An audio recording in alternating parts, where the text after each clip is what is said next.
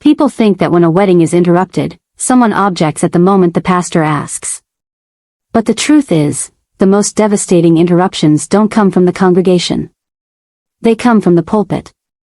From the man holding the microphone. From the person the room has been trained to trust.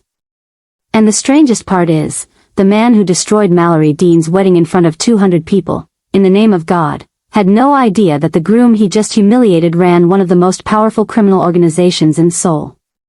He found out. Just not the way he expected. Here's what actually happened. Mallory had done everything right. The dress had taken her 4 months to find, ivory with hand-stitched detailing along the back, the kind of dress that made her mother press both hands to her mouth when she first saw it. The flowers were peonies. The venue was the same church where Mallory had been baptized, confirmed, and had sat through more Sunday mornings than she could count. Everything was familiar. Everything was hers. She had walked into that church at 10:53 in the morning on her arm, chin up, eyes steady, with the slow and deliberate grace of a woman who had survived enough hard things to know how to walk into a room. She was 11 weeks pregnant. Only 4 people knew. Her doctor, her best friend, her brother Darius, who found out by accident and had been quietly unsettled since, and the man standing at the altar waiting for her. The man she had met 14 months ago in a world entirely different from her own. The man most of her family still hadn't fully figured out. She reached the altar. She took his hand. The ceremony began. And then Deacon Marcus Pratt walked to the microphone. He hadn't been asked. He hadn't been cued. He simply moved, the slow, righteous walk of a man who believed he was being moved by something higher than permission, and when he spoke, the entire room went cold. He said her name. He said she was pregnant. He said the ceremony could not continue. 200 people heard it. And somewhere in the front row of the groom's side, an elderly Korean man in a dark gray suit closed his eyes for exactly 3 seconds, not from surprise, not from embarrassment, but from the particular patience of someone who already knows how the story ends. Mallory woke up at 5:51. Not from nerves, though there were nerves. She had dreamed about water again, the same dream that had been coming and going for weeks, murky and unresolved, full of movement and voices she couldn't quite catch. She lay still in the hotel bed, hands flat on her stomach, and let the room come back to her slowly. The ceiling. The curtains. The pale suggestion of early morning pressing against the edges of the blackout panels. She was 11 weeks along. She had not planned it. She would not have chosen this timing, if she were writing the script herself. But she had stopped pretending that life waited for the right moment somewhere around the age of 23, and so when the test came back positive 6 weeks after she and Hyun-sik had started talking seriously about the future, she had sat with it, let it settle, and then told him. He had not panicked. That was the first thing she noticed. He had gone still, the particular stillness she'd come to understand was not absence but depth, and then he had looked at her and said, "We move the timeline forward." Not a question. Not a negotiation. A decision, offered to her to accept or revise. She had accepted. Her brother Darius had been harder. He'd found out 3 weeks earlier, walking in on the end of a phone call he wasn't supposed to hear, and he'd handled it the way Darius handled everything that scared him, by going very quiet and asking the same question on rotation until he had an answer he could live with. The question, in this case, was, "Do you actually know who this man is?" Mallory had said yes. The honest version of that answer was more complicated. She knew Hyun-sik in the way you come to know someone when they let you in slowly and completely, when they don't perform with ease or warmth but show you, over time, something realer and harder and more worth trusting. She knew how he thought. She knew what moved him and what didn't. She knew the man who had driven 40 minutes at midnight to sit with her when her grandmother got sick, who had said nothing and needed to say nothing, who had simply been present in the way that only certain people know how to be. What she had learned in pieces, and continued to learn, was the other architecture of his life. The weight of it. The reach of it. The men who moved around him with a specific kind of deference. The calls that required him to leave rooms. The way he chose tables in restaurants, always with his back to the wall and a clear line to the door. She had asked him directly, one evening in October on his balcony in Seoul. He had answered her directly. All of it. Without softening. And she had asked only one question after, "Are you trying to get out?" He had said, "Yes. It takes time. But yes." She had decided that was enough. Not because she was naive. Because she had looked into his eyes when he said it, and she knew the difference between a man managing her and a man telling her the truth. She showered. She dressed. She sat at the window with coffee she could barely taste and watched Atlanta's sky go from black to deep blue to the pale, fragile gold of early morning, and she thought about the life she was walking into. She did not think about Deacon Pratt. In 2 hours, she would never stop thinking about him. Greater Zion Fellowship had been the Dean's family church for 18 years. Mallory had done everything here. Sunday school in the annex. Youth choir on the second row. She had sat in the fourth pew on the left the morning they buried her father, which was the hardest morning of her life until this one tried to compete with it. The church smelled like candle wax and wood polish and her childhood. When her mother had said, without room for discussion, that the wedding would be here, Mallory hadn't argued. Hyun-sik had been respectful of the space in the way he was respectful of everything that belonged to her, carefully, attentively, without performing it. He had attended the walk-through, asked Pastor Thorne thoughtful questions, and listened when Mrs. Carol Deens explained the church's history with the focused attention of a man who understood that the building was not the point. By 10:15 the morning of the wedding, the pews were full. The flowers were arranged in white and gold arches. The choir had done a sound check. Sunlight was coming through the stained glass on the eastern wall and throwing soft-colored light across the front row where Mallory's grandmother sat, already crying, with a handkerchief she had brought specifically for this purpose. 2 of Hyun-sik's men were positioned at the back of the church. They were dressed like wedding guests, indistinguishable to anyone who wasn't paying close attention. Ji-ho was near the side aisle, relaxed in the way only very alert people can appear relaxed. Mallory entered at 11 o'clock exactly.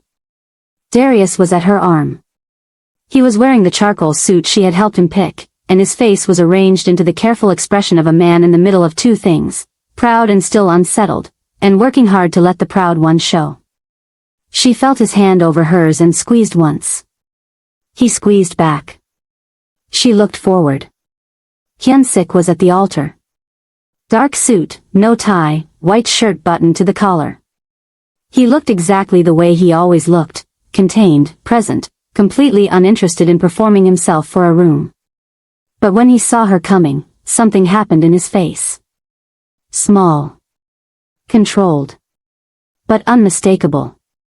His eyes changed. The kind of change that doesn't happen because a man is relieved or proud or satisfied. The kind that happens because something genuinely moves him, against the grain of his usual composure, and he doesn't hide it fast enough. Mallory felt the knot in her chest loosen slightly. She reached the altar. Darius placed her hand in Hyun-sik's and stepped back. Pastor Thorne began. The first several minutes were everything a wedding should be. The words were warm and familiar. Someone's phone buzzed and was quickly silenced. A toddler in the 7th row made a small excited sound and the congregation absorbed it with soft laughter. Mallory exhaled slowly and let herself feel the moment, let herself believe it was going to be straightforward and beautiful and hers. Then she heard footsteps. Not Pastor Thorne's. Different rhythms. Deliberate. Moving toward the microphone. She felt Hyun-sik's hand go still before she even turned to look. Nobody stopped him. That was the part Mallory would replay for months. The part that lived in her chest long after everything else faded. Not what the deacon said, she processed that almost abstractly, like something happening at a distance, even though she was standing 2 feet from the microphone. It was the fact that no one moved. No one intervened.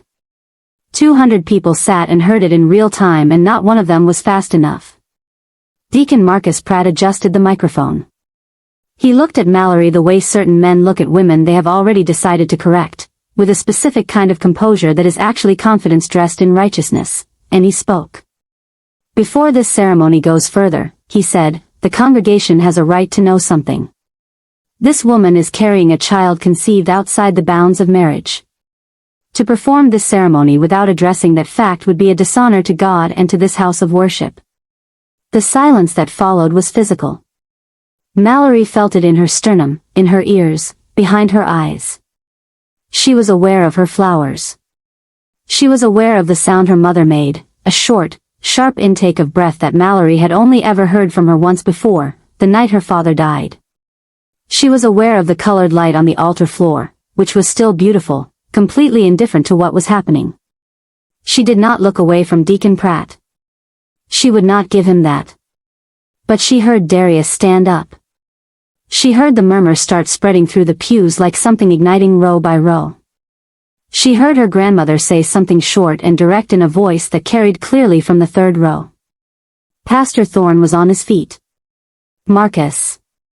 This is not. The word does not make exceptions for convenience, Pastor. That is not your place to determine. Then whose place is it? Pratt asked. His voice was still even. Still composed. The voice of a man so convinced of his own authority that he had stopped needing to perform it. Mrs. Carol Deens was standing in the front pew. Mallory could see her from the corner of her eye, her mother, who was not a woman given to public scenes, standing with her hands clasped in front of her and her eyes locked on Deacon Pratt with an expression that wasn't anger. It was something worse. Something that looked like grief moving very fast toward action. Mallory looked at Hyun-sik. His jaw was set. His eyes were dark and completely level, fixed on Deacon Pratt with a quality of attention that Mallory knew, the specific, quiet focus of a man who was not reacting but calculating. Not deciding whether to respond. Deciding what form the response would take. Hyun-sik, she said. Low. Just for him. He looked at her. Don't, she said. A pause. Long enough to mean something. Then he nodded, almost imperceptibly, but she felt it more than she saw it. She said don't because she knew him. She knew the world he moved in and the way that world answered insults. And what Deacon Marcus Pratt had just done, publicly, deliberately, in her church, in front of her family, was the kind of thing that the world did not leave unanswered. It was the kind of mistake that people made once. If you're still here, I need you to subscribe and drop a comment right now. Seriously, tell me, was Mallory right to tell him not to? Because where this goes next is not what anyone in that church expected. Stories like this are more real than people want to admit. Now let's keep going.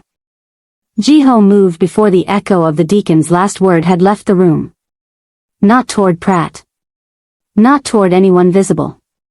He simply stepped from the side aisle toward the rear doors in one quiet, unhurried motion, the kind that doesn't draw attention precisely because it looks like nothing, and made a call from the vestibule. Mallory registered it from the corner of her eye and understood what it meant. She had learned, over 14 months, that Hyun-sik's world ran on protocols. When something went wrong, the response was never loud and immediate. It was quiet, and it arrived from a direction no one was watching. What Deacon Marcus Pratt did not know, what nearly every person in Greater Zion Fellowship did not know, was who he had just decided to publicly humiliate. The guests on Hyun-sik's side numbered 34. They had come in from Atlanta, New York, and Seoul. They had been warm at the rehearsal dinner. They admired the venue and laughed at the right moments and presented themselves with the easy, well-dressed polish of people who moved comfortably in any room they entered. To the Deens family and their community, they were simply the groom's people, a little quieter than the bride's side, a little harder to read, but kind. What no one had been fully told, among those 34 guests were men whose names meant specific things in specific cities. Men who had stood beside Hyun-sik Yoon in situations that would rearrange the way any reasonable person understood the word dangerous.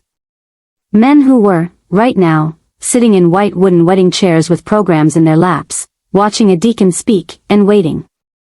And in the fifth row, in a dark gray suit, sat Chairman Baek Tae-song.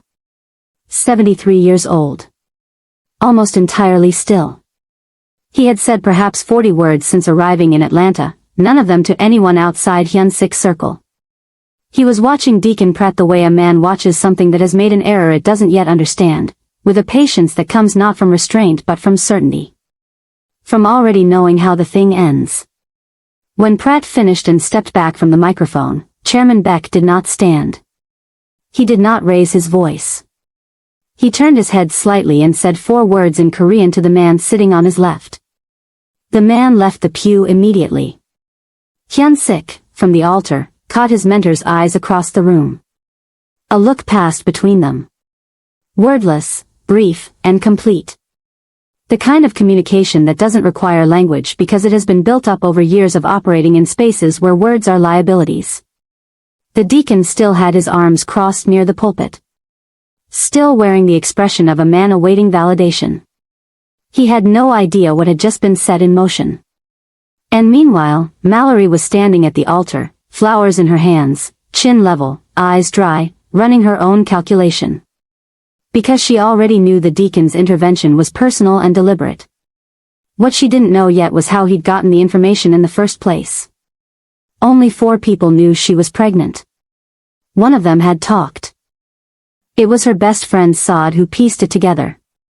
Saad had been in the second pew, close enough to see every expression on every face, and she had the particular intelligence of someone who watches people the way other people read books, closely, between the lines, with patience for what isn't being said directly.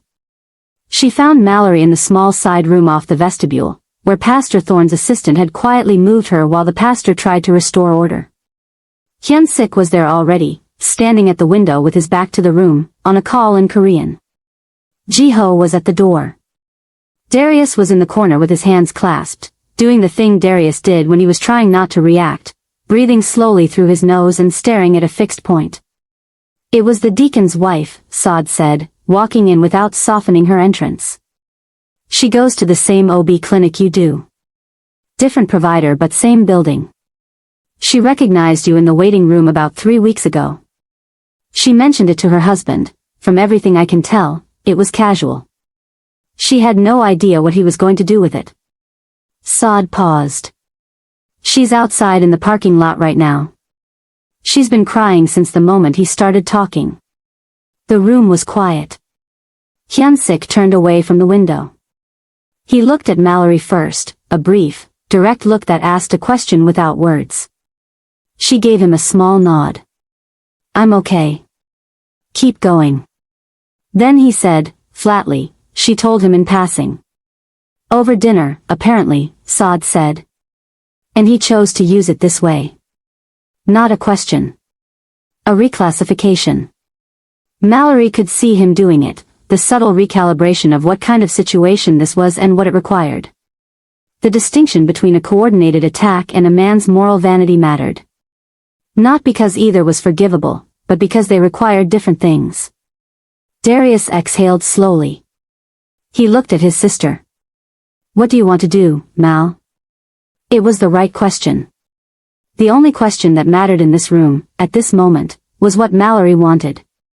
She looked at the flowers she had set down on the side table at some point without remembering doing it. The peonies were still clean and untouched. Everything around them had broken apart and rearranged, but the flowers just sat there, still exactly what they'd been that morning. I want to finish my wedding, she said. Nobody questioned it. Darius nodded once, slow and sure. Hyun-sik looked at her for a moment with that particular expression, not soft, not easy, but deep in the way that things are deep when they have been forged rather than given, and said, good. One word. But the way he said it made it feel like a door closing on everything that had just happened and a different one opening onto what came next. There was only one thing left to handle. The deacon. And as it turned out, Deacon Marcus Pratt was about to have the most important conversation of his life, in a hallway, with people he had never met, who knew things he believed no one knew. Nobody agreed on the exact words. What they agreed on, Deacon Marcus Pratt left the sanctuary through the south side door at 11:44 in the morning, and when he turned the corner into the long connecting hallway, 2 people were already waiting for him. Chairman Baek Tae-song. And a woman none of them had seen before, trim, professional, carrying a leather folder, who had arrived through the rear entrance in a black car that had been parked in the lot before any of the wedding guests arrived. She was a lawyer. Not the visible kind. The kind whose practice existed almost entirely in the spaces between formal proceedings, whose work was defined by documents, precision, and the specific power of things that had been written down. The conversation lasted 9 minutes. Mallory was not there. Neither was Hyun-sik, by his own decision. He had asked Chairman Beck to handle it, and the old man had agreed in the way he agreed to most things asked by the people he considered his own, with a nod that was also a guarantee. Darius was in the hallway. Not as a participant, he had simply followed instinct, close enough to see, too far to hear. He had stood against the wall with his arms at his sides and watched. What he observed, Pratt began the conversation with the posture of a man who still believed he was right. Shoulders set. Chin up. The body language of conviction. What he observed next, the woman speaking, calmly, without raising her voice once, while opening the leather folder and presenting its contents. What he observed after that, the deacon's arms coming uncrossed. Darius would not learn the folder's full contents for several weeks. What he eventually understood was this: there was documentation. A financial arrangement made years earlier, quiet and off-record, involving funds from Greater Zion's building restoration account and a private transaction that had never been reported to the church board. Nothing criminal by the thinnest of margins. But documented. Thoroughly, specifically, with dates and amounts and transfer confirmations. Whether Chairman Beck had ordered that documentation assembled weeks ago, whether it was the standard precaution of a man who gathered intelligence on anyone who came near the people he protected, or whether it had been compiled in the hours following the ceremony's interruption, nobody said. Nobody asked.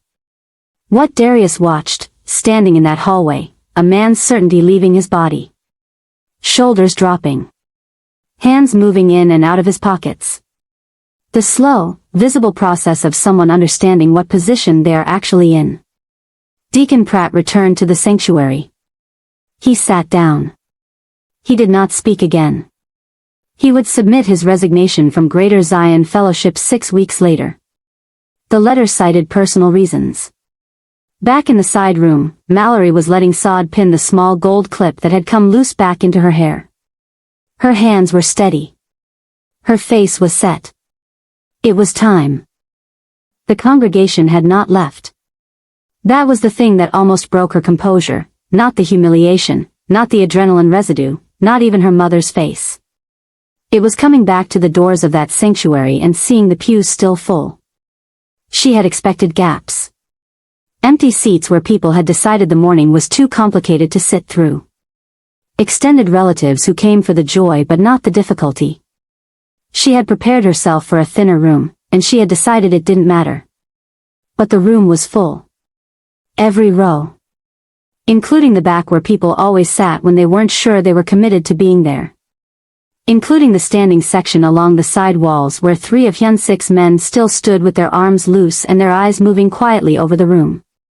Her grandmother was in the 3rd row, chin up, handkerchief folded neatly on her knee, because she had already used it and there was nothing left to cry about. What was ahead was not crying material. What was ahead was witnessing. Mrs. Carol Deens was standing at the edge of the aisle. She looked at her daughter for a moment, and then she opened her arms. Mallory walked into them. 15 seconds. Maybe 20. Long enough to feel her mother's arms around her, solid and real and smelling like the perfume she had worn every Sunday since Mallory was a child.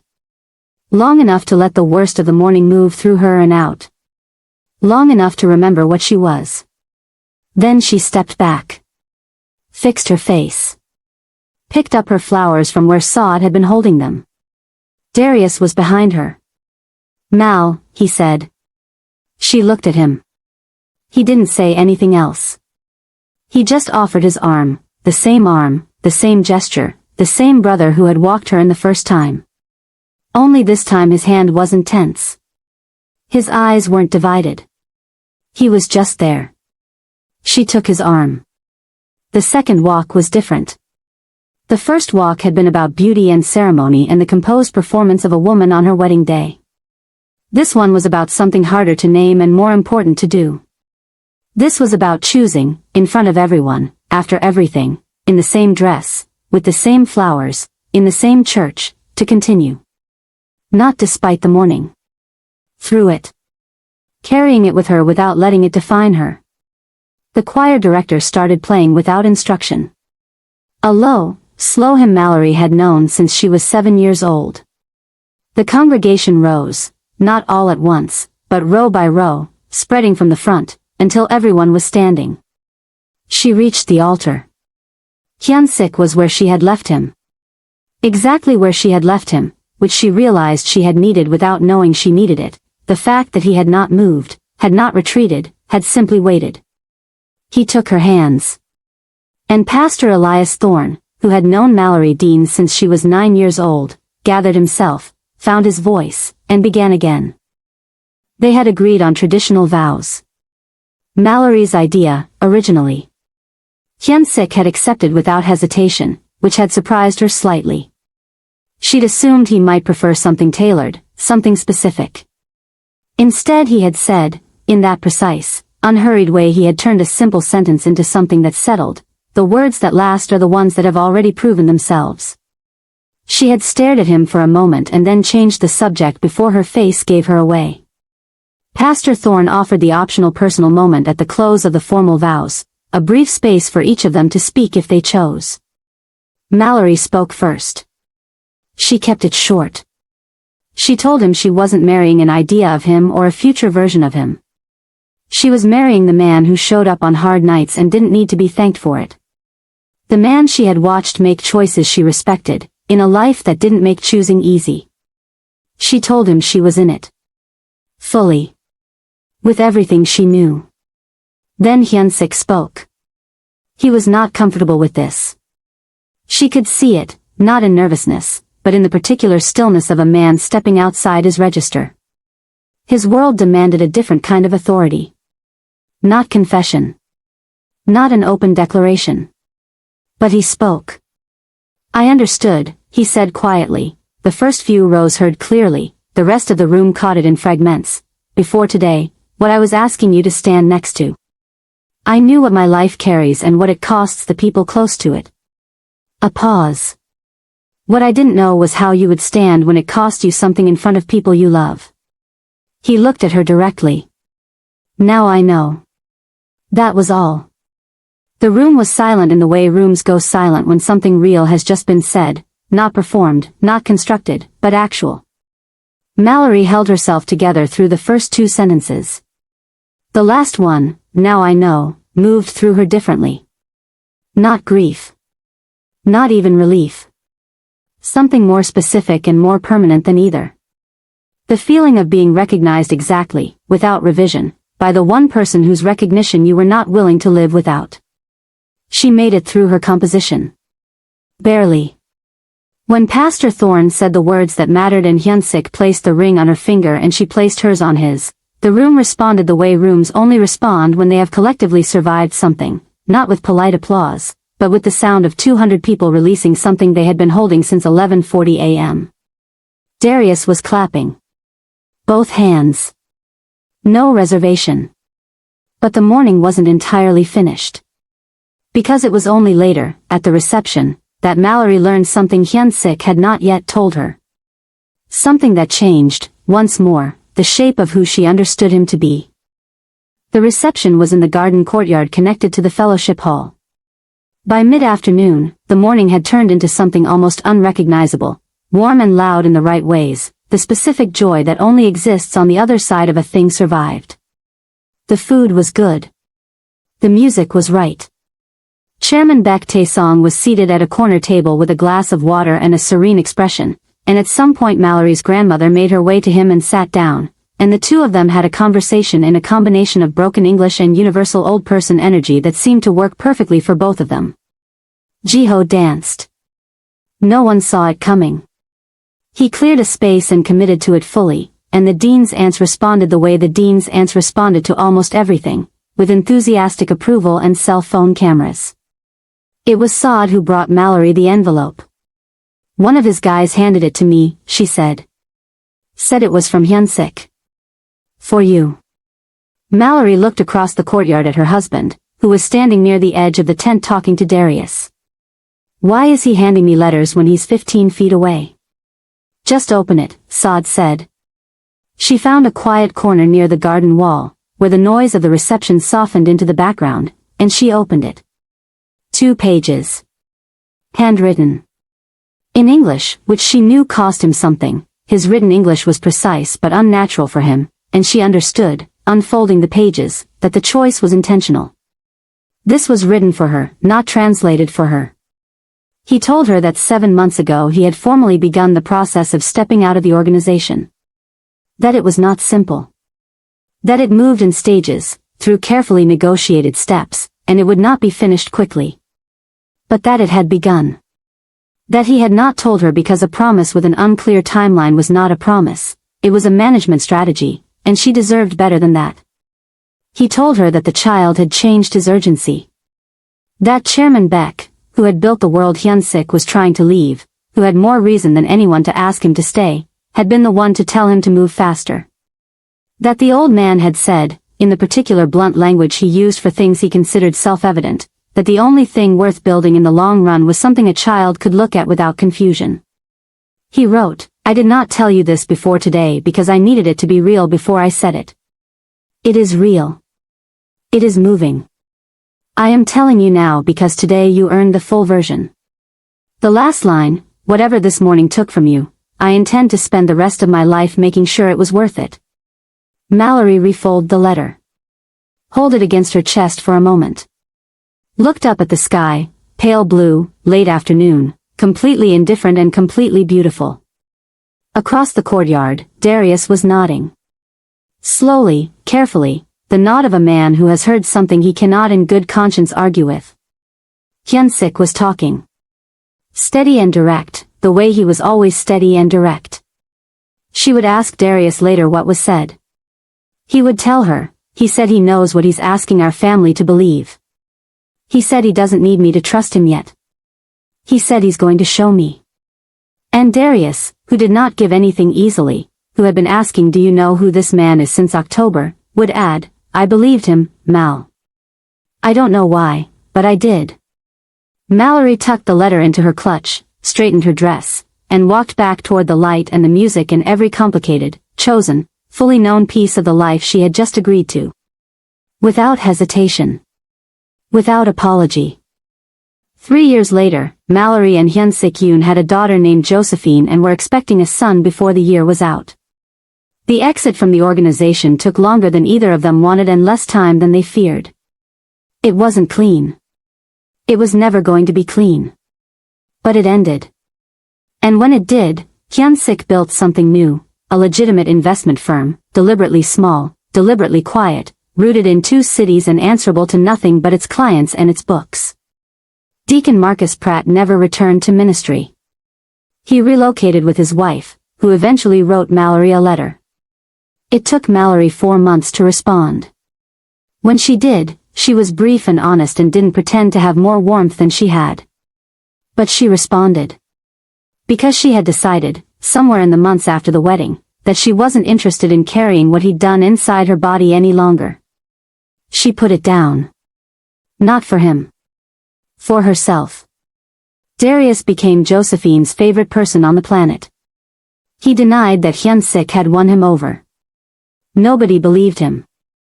Hyun-sik never brought it up. And on a quiet Saturday morning, 3 years to the month after a deacon tried to stop a wedding in the name of God and succeeded only in making it more unforgettable, Mallory sat in her kitchen with coffee and the letter she still kept in her keepsake box, and she thought about the 2 times she had walked down that aisle. She had been humiliated publicly. She had stood still through it. She had walked back through the same doors, with the same flowers, in the same dress, and finished what she started. That was the part she would tell Josephine someday. You don't stop because someone tries to stop you. You adjust. You breathe. And then you walk. If this story stayed with you, hit subscribe and drop a like. It keeps stories like this coming. And leave me a comment. What was the moment that got you? I read every single one. See you in the next story.